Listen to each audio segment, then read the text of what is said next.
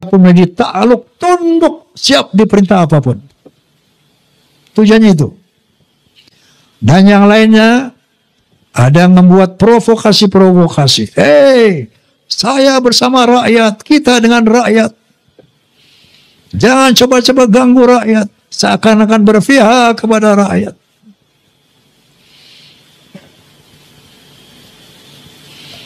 Ada lagi provokator. Hei, asah golokmu, asah pedangmu, asah celuritmu.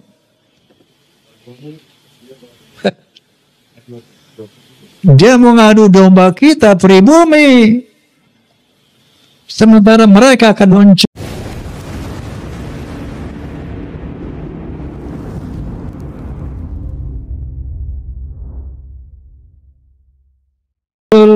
Doktrin-doktrin yang tidak bisa diterima akal sehat dan sangat merusak akidah, saya pikir.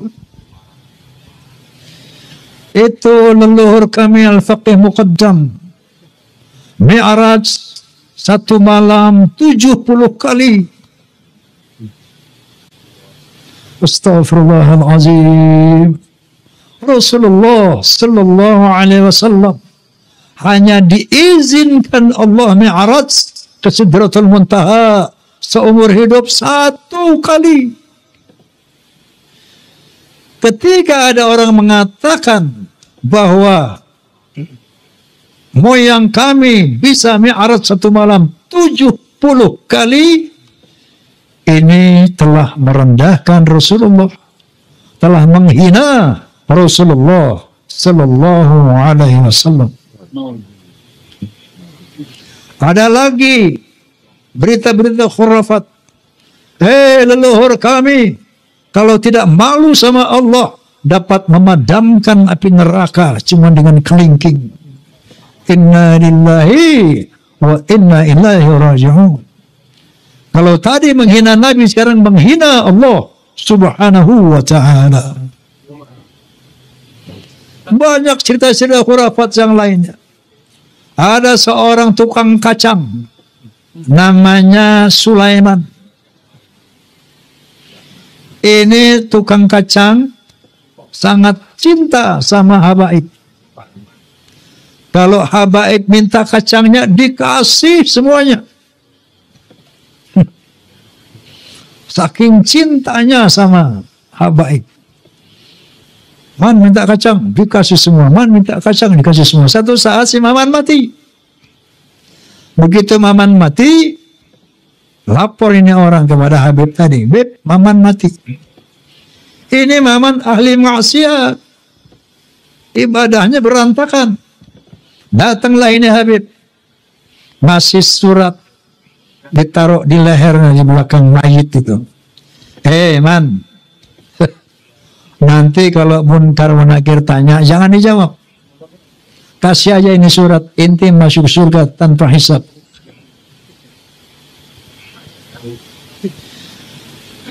Banyak lagi cerita seperti itu. Leluhur mereka semuanya wali, bisa nurunkan emas dari langit. Yaman itu negeri paling miskin di Timur Tengah. Bagaimana kita percaya dia bisa turun emas dari langit? Masya Allah, ini guyon apa?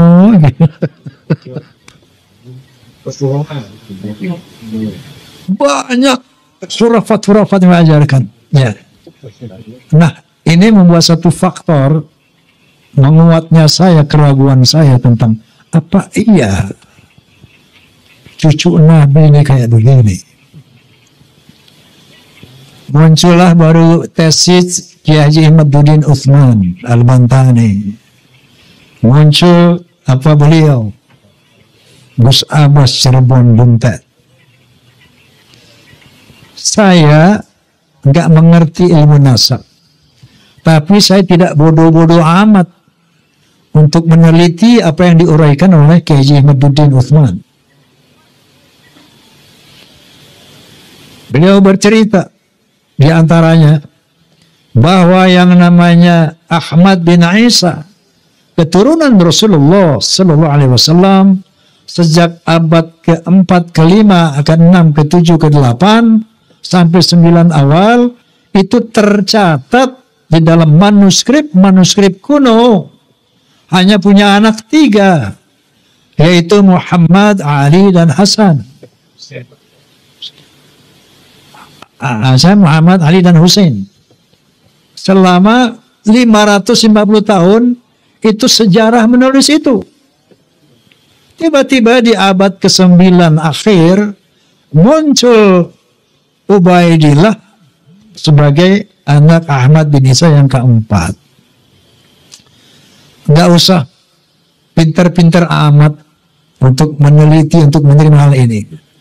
Cukup punya akal yang waras, cukup punya akal yang sehat, kita bisa melihat, oh, kalau begitu Ubaidillah ini cantol, cangkokan. Kiai Imaduddin tentu saja sebagai seorang kiai, mujtahid bahkan, bisa menjelaskan secara ilmiah bahwa kepalsuan Ubaidillah ini. Saya undanglah KJ Imaduddin di podcast saya. Kemudian dalam rangka, karena saya saat itu sebagai penengah ingin mencari siapa sih yang benar ini, apakah Ba'alawi, apakah Kiai, maka saya undanglah dari Rabithah Alawiyah sebagai penyeimbang. Saya undang Ustaz Taufik Segaf, tidak hadir. Maka saya undang juga Rizik Syihab, tidak hadir. Saya undang juga dari Pekalongan Bapak Lutfi bin Yahya, tidak hadir. Sementara melalui media sosial itu semakin gencar, orang mengkritisi ulama-ulama semakin banyak, semakin bermunculan. Lalu saya undang Profesor Menahem Ali, seorang ahli filologi, ahli sejarah peradaban manusia.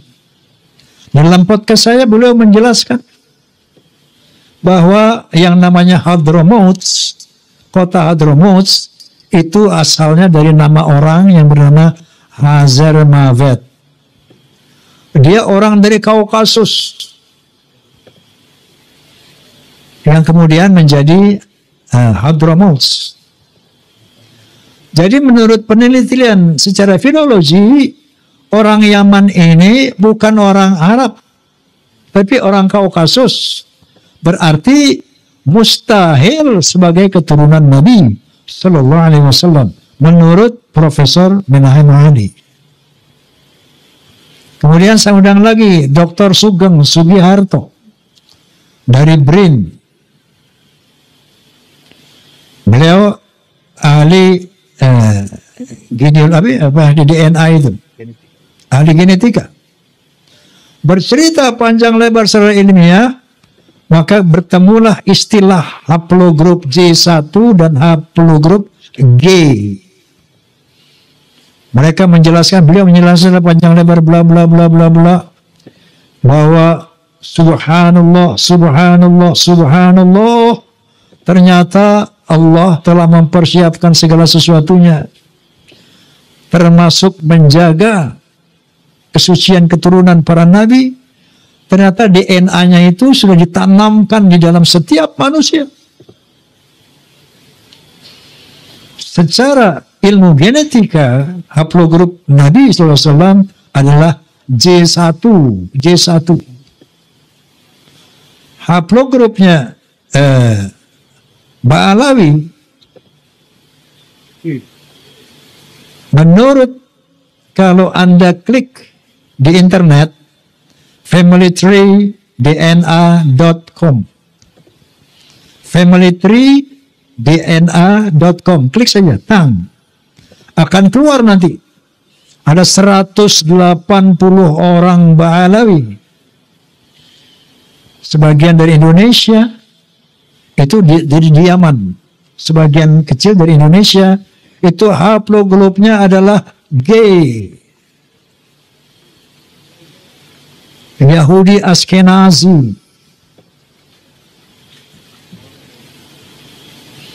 Nah, dari 3 disiplin ilmu ini, menurut sejarah, menurut ilmu nasab, menurut ilmu filologi, menurut ilmu DNA, maka muncullah hakul yakin bahwa Ba'alawi bukan keturunan Nabi Sallallahu Alaihi Wasallam.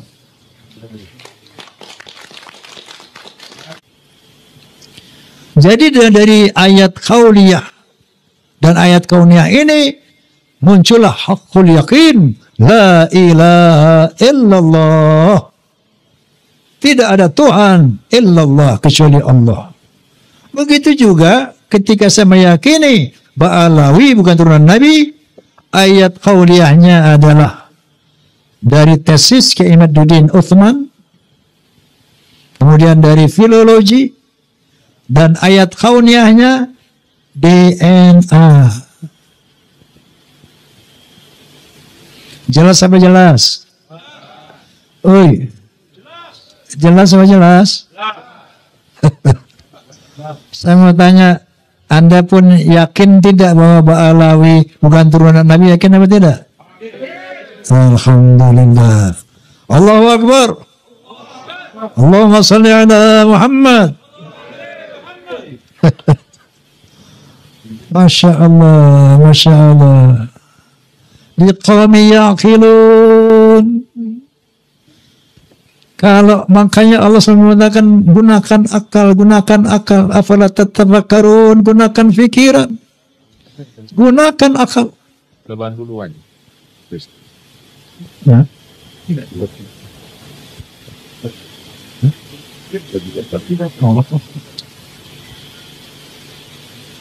Nah, jadi tambahan lagi keyakinan saya itu dengan berbagai macam arogansi dan khurafat-khurafat yang tadi saya utarakan.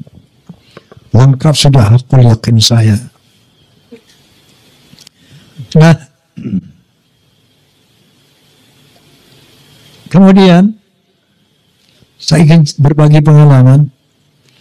Tempoh hari saya dakwah di daerah Jambi, Sumatera Selatan, Tablighul Akbar. Itu kiai-kiai banyak mengatakan, Bang Haji, kami di belakang Bang Haji. Saya pengen sih dia di depan saya, bukan di belakang ya.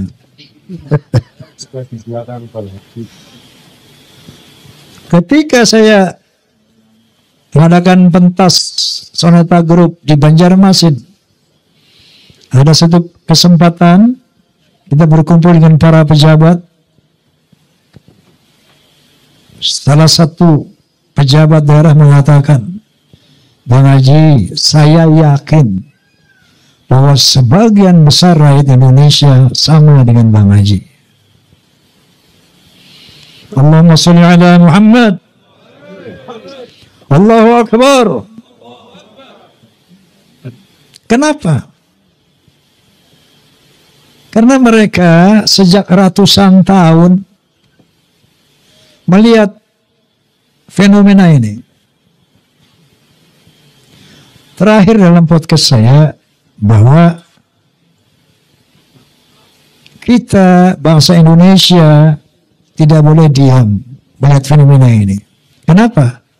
Ada indikasi mereka mau menjajah Indonesia. Indikasinya jelas sekali. Ada yang bagian memasukkan kuburan. Di mana-mana dibikin kuburan-kuburan palsu. Alhamdulillah, menurut keterangan beliau juga sudah banyak yang dibongkar. Ada kuburan-kuburan keramat seperti di Madura, kita lihat di YouTube. sudah lama sebagai nama orang itu, tiba-tiba ditambah namanya menjadi ada alihnya gitu. Asegaf. Yang paling trending yaitu KRT Sumo di Ningrat di Semarang, diganti namanya dengan Habib Hasan bin Toha bin Yahya. Kuburan-kuburan palsu, Masya Allah, seluruh Jawa, di Kalimantan banyak sekali ternyata. Ini ternyata strategi pertama untuk memberikan kesan kepada bangsa Indonesia bahwa, itu lihat para habaib lah yang datang ke sini dan menjadikan orang-orang Islam ini, menjadikan orang yang menjadi Islam. Oleh karena itu Wali Songo pun diklaim sebagai Ba'alawi. Strategi pertama. Yang kedua, berita-berita khurafat, dongeng-dongeng khurafat. Untuk apa? Untuk menaklukkan hati umat Islam yang tidak berpikir. Ini yang namanya Ba'alawi, leluhurnya luar biasa, bisa hijrah Mi'raj 70 kali, bisa memadamkan api neraka yang nggak pakai akal. Itu sesuatu yang luar biasa dan dahsyat. Mereka pun menjadi takluk, tunduk, siap diperintah apapun. Tujuannya itu. Dan yang lainnya, ada yang membuat provokasi-provokasi. Saya bersama rakyat, kita dengan rakyat. Jangan coba-coba ganggu rakyat. Seakan-akan berpihak kepada rakyat.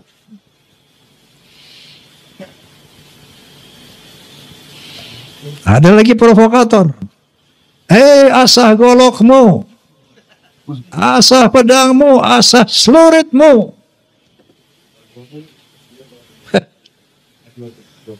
Dia mengadu domba kita pribumi, sementara mereka akan memetik hasilnya. Faham apa tidak ini? Halo? Faham? Sehingga akhirnya mereka bisa bilang, Jawa adalah pintu tarim, Indonesia milik Aulia Tarim. Inna lillahi wa inna ilaihi raji'un. Saya sebagai putra Indonesia, was-was, ngeri, dan waspada. Ini ternyata doktrin-doktrin ini tidak sembarangan. Klaim-klaim mereka sebagai keturunan Nabi ternyata ada tujuan-tujuan untuk menguasai Indonesia. Ibu Pertiwi menangis ratusan tahun karena dijajah oleh Belanda, dijajah oleh Jepang. Baru beberapa puluh tahun merdeka, tiba-tiba ada gejala lagi. Kita mau dijajah oleh penjajah berjubah. Na'udzubillahimin. Itu yang saya lihat. Itu yang saya rasakan. Itu yang saya perhatikan. Masya Allah.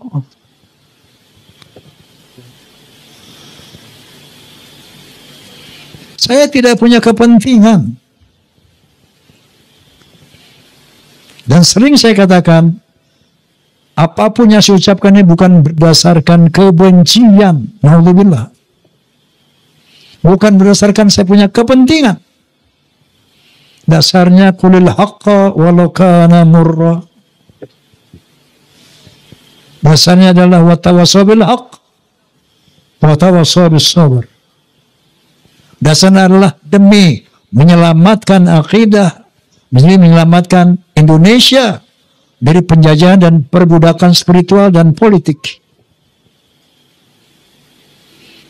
Allahu Akbar. Nah jadi padahal yang namanya Ustadz Rizik Syihab, Ustadz Masya Allah, itu mereka semua sahabat-sahabat saya sejak muda itu. Sampai saya di podcast sama beliau bersama saya menangis. Ya Allah, saya sedih banget ini. Saya harus mengatakan yang hak sementara mereka adalah sahabat-sahabat saya.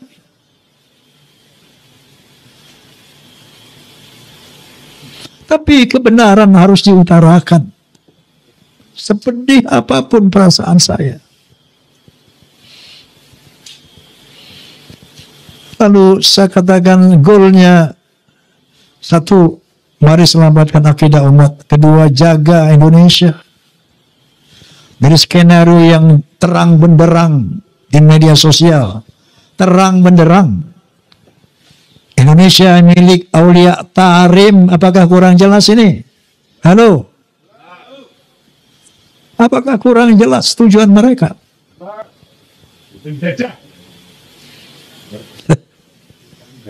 Jadi ini dari dasar hati yang tulus sebagai umat Muhammad SAW dan sebagai anak bangsa Indonesia. Penjajahan perbudakan spiritual. Nah, itu dengar ya kamu tuh. Penjajahan perbudakan spiritual. Mana lo? Tetapi karena kita sama-sama umat Islam, ini memang harus kita selesaikan. Ya. Namun goalnya nanti pertama tentu selamatkan Indonesia dari penjajahan mereka. Makanya saya sepakat dengan Gus Abbas, pemerintah harus turun tangan ini. Ini masalah bangsa, masalah NKRI. Harus turun tangan. Kalau enggak, saya khawatir ini bisa perang saudara. Bukan antara Ba'alawi dan umat, bukan. Antara kita sama kita. Ba'alawi nonton. Betul enggak? Oleh karena itu, goalsnya nanti, ketika mereka dinyatakan bukan karena Nabi, tetap jaga ukhuwah Islamiyah. Wa'tasimu bihablillahi jami'an wa la tafarraqu.